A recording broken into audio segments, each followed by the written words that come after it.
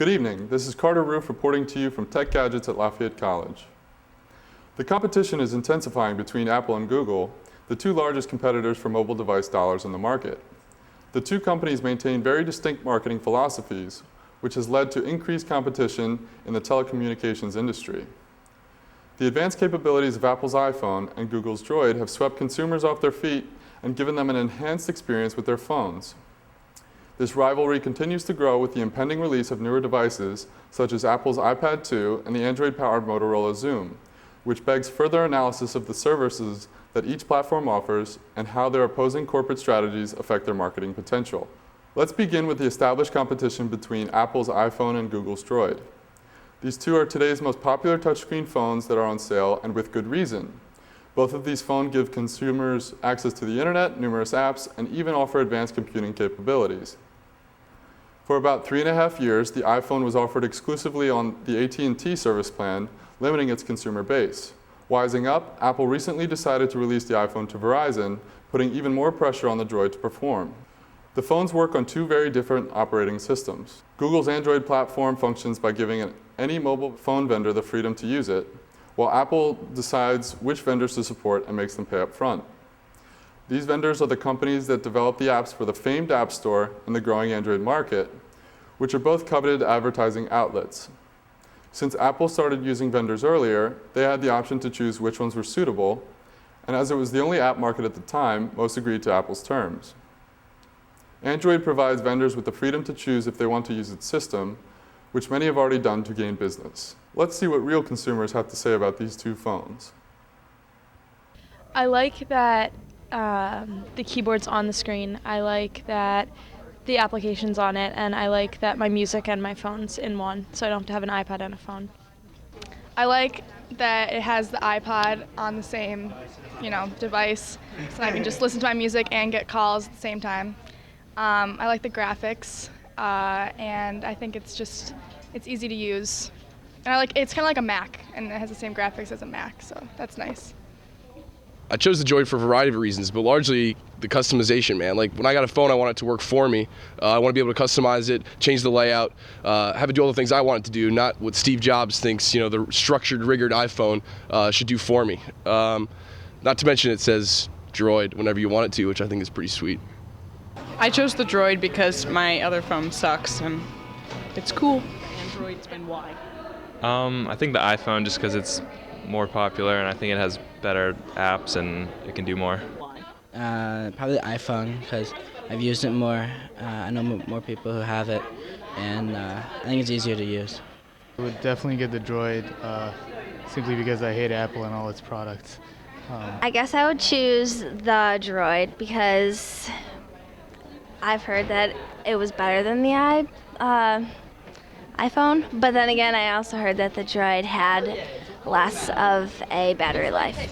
So I don't know. I'd probably get the iPhone. I'm on Verizon, and I have a BlackBerry now, and I really want the iPhone. I think it's got a lot of great apps and is very functional with a lot of different computers, and I'm a MacBook user myself, so I think it syncs very well, and it'll be a nice app.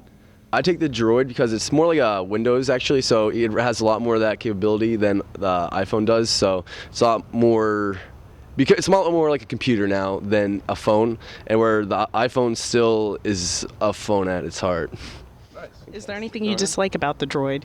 I guess the battery life's a little low, with all these kinds of phones. It's still probably better than the iPhone, but they do all tend to drain pretty quickly, especially when you're using some of those really intensive applications. I don't like, my iPhone tends to die on me very quickly. I don't know if it's because I've had it for a while, but the battery life isn't the best. And I also don't like that a lot of my friends that have Blackberries are in their BBM groups, and I'm left out of that. So those are the two things. Possibly the fact that it cracks so easily. Oh, wow. I've had 4 different phones. They've all cracked, and one within, I think, 2 days. And I even have a heavy-duty case on it, and it still cracks. So that's a big bummer for me, I think. These two opposing platforms appeal to different kinds of consumers. The iPhone tends to appeal to people who want something simple, taking little to no time to set up or customize. The iPhone features include FaceTime, an eloquent video conferencing application that provides face-to-face communication between iPhones. It also features front and rear-facing cameras, the prized Retina display, up to 7 hours of 3G talk time, and a much longer battery life.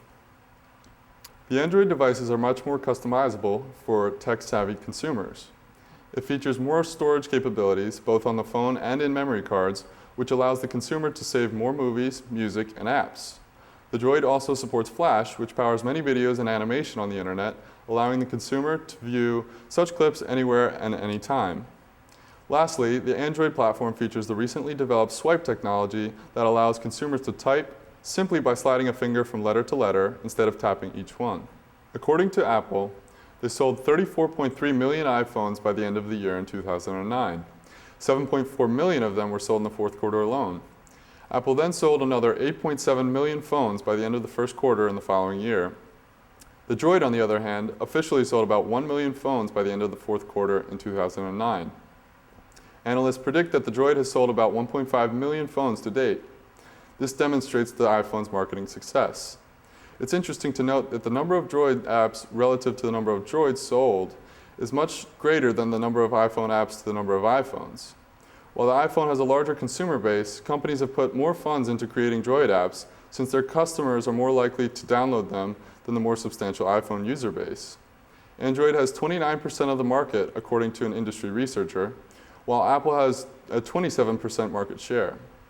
Most of the difference appears to be the larger share claimed by Android devices by users ranging from 18 to 24 years of age. With Android currently ahead in terms of market shares for mobile devices, the next competition comes between the iPad 2 and the Zoom.